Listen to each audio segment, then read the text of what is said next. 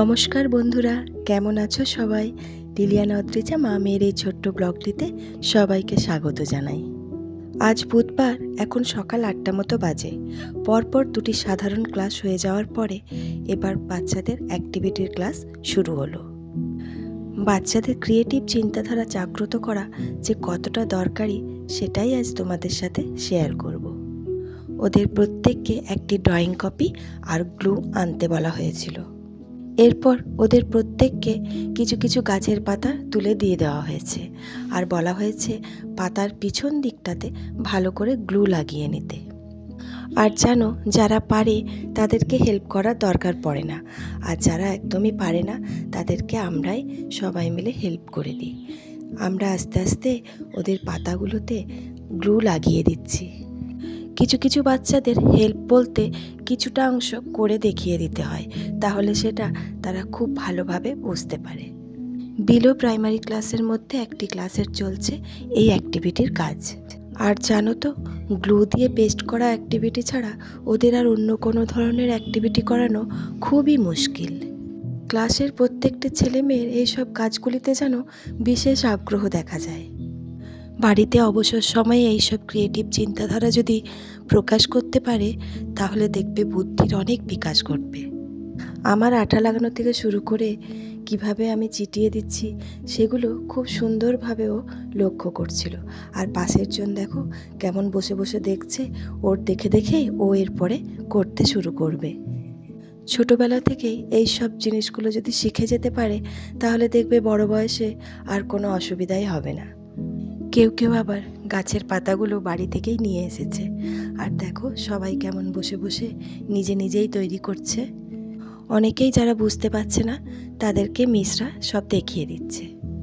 এইভাবেই ছোটোবেলা থেকে করতে করতে ওদের একটা সুন্দর ধারণা জেগে উঠবে। তবে জানো তো, আমাদের ছোটোবেলায় এই ধরনের কোনো অ্যাক্টিভিটি করেছি বলে আমার মনে হয় না। যখন একটু উঁচু ধাপে উঠলাম তখন মনে আছে হাতের কাজের একটি ক্লাস ছিল, নাম ছিল ওয়ার্ক এডুকেশন।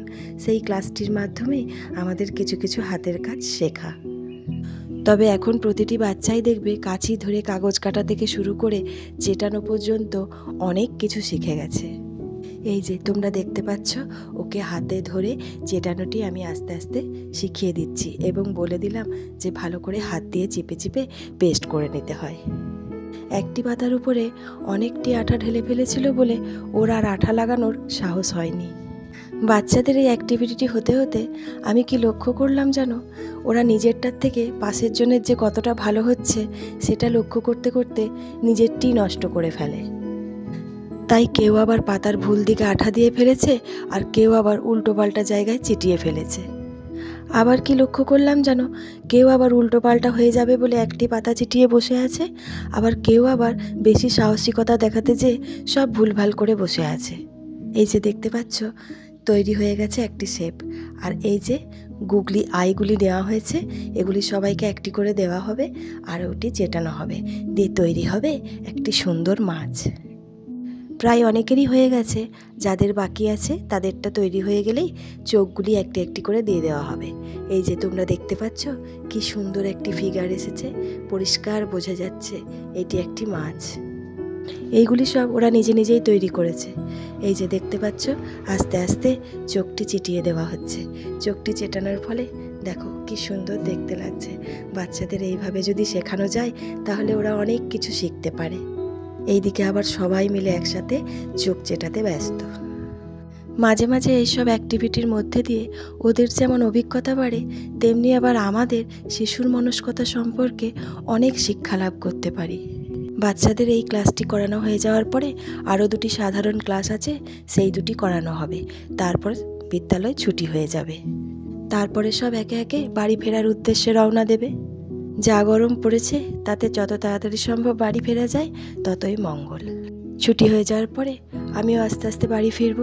বাড়ি ফিরে বাড়ির সমস্ত কাজকর্ম করব, খাওয়া দাওয়া করে একটু রেস্ট নিয়ে আবার বিকেলবেলায় তোমাদের সাথে চলো দেখা করছি। এখন সন্ধে 7টা মতো বাজে। আকাশ থেকে সমস্ত রোদটাই চলে গেছে। কিছুটা হলেও একটু শীতল আবহাওয়া প্রতিটি মানুষকে স্পর্শ করছে। তাই এই সময়টি বেছে নিয়ে আমরা সোজা চলে এসেছি রামনবমীর মেলাতে। তোমরা দেখতে পাচ্ছ রাম সীতার সভায় উপবিষ্ট যারা, তাদের নিয়ে একটি সুন্দর ছবি তৈরি করা হয়েছে। আর এই মেলার বিশেষত্ব সেটি হচ্ছে এই মূর্তিটি। এই মূর্তিটি হচ্ছে হনুমানের মূর্তি। আগে এই মূর্তিটি এর ডবল করা হতো, এখন এই মূর্তিটি অনেক ছোট করে দেওয়া হয়েছে, প্রায় অর্ধেক বলা যেতে পারে। তোমরা সবাই হয়তো দেখেছো এখনকার দিনের প্রতিটি মেলাতেই মাটির মূর্তি তৈরি করা হয় এবং মাটির মূর্তিকে কেন্দ্র করে বিভিন্ন ধরনের চিত্র তুলে ধরা হয়। শ্রীরামচন্দ্রের ছেলে যে লবকুশ, তাই চিত্র দেখে আরোবার অদ্রিজা ধারণা পেল। আমি আশ্চর্য হয়ে গেলাম, ওরা এতদিন জানতো না। এই ছবি দেখে ওরা অবাক হয়ে গেল। তাই ছবি দেখে অনেক বাচ্চারাই অনেক কিছু শিখতে পারে। আর তোমরা দেখবে ছবি দেখে শিক্ষাটা বাচ্চাদের খুব মনেও থাকে। অনেক বাচ্চাকেই দেখবে দুর্গাপূজার সময় বড়দের মুখ থেকে এই অকালবোধন দৃশ্যটি মুখে মুখে শোনে। আরোবার অদ্রিজাও বারবার শুনেছে, কিন্তু আজ এটি চোখের সামনে দেখে ওদের বেশ মনে থেকে গেল। আর এদিকে আছে একটি শিব পার্বতীর মূর্তি, সামনে একটি শিবলিঙ্গ। এই দেবদেবীর মূর্তিটি পাথরের মূর্তি। পিছনে হিমালয় পর্বতের একটি দৃশ্যকে তুলে ধরা হয়েছে, আর সামনে এনাদের পাথরের মূর্তি প্রতিষ্ঠা করা হয়েছে। তবে জানো তো, মেলাতে খাবারের দোকান, খেলনার দোকান, বিভিন্ন রকম স্টেশনারি দোকান সব কিছুই একই রকম, কিন্তু এই জিনিসটি দেখে আমি বিশেষ অবাক হয়ে গেলাম। দেশলাইয়ের কাঠি দিয়ে বোম ফাটানো হচ্ছে।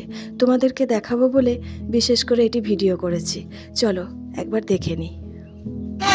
এই যে চাপলো, নেমে গেল, এবার এটা এই লক হলো 100 রুপিয়া। এবার কাঠি ঢুকবে।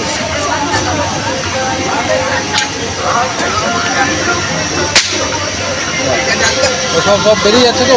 এই অদ্ভুত জিনিসটি দেখে না কিনে তো আর থাকা যায় না, তাই আমরা ঝটপট কিনে ফেললাম। আর এদিকে আরও অদ্রিজার খুব খিদে পেয়ে গেছে, তাই ওরা সোজা চলে এসেছে ঘুগনির দোকানে। ওদের দেখে থাকতে না পেরে আমিও 1 প্লেট নিয়ে নিলাম। আসলে মেলাতে সব জিনিসই তো খোলা, এটি একমাত্র আগুনে ফুটছে, তাই এই জিনিসটি নিলাম। এটি খেয়ে নিয়ে এই যে গরম গরম জিলিপি হচ্ছে, এটি নেব, নিয়ে পরে বাড়ি ফিরব। খোলা জিনিসটি নেব না বলেই ওরা গরম বানিয়ে দিচ্ছে। বানানো হয়ে যাওয়ার পরেই আমরা বাড়ি ফিরে যাব। অনেকটা রাতও হলো। তো বন্ধুরা, চলো এবার আমি আস্তে আস্তে ব্লগটা শেষ করছি। তোমাদের কেমন লাগলো একটা কমেন্ট করে জানিও। যদি ভালো লেগে থাকে তাহলে অবশ্যই লাইক করো আর একটা শেয়ার করো।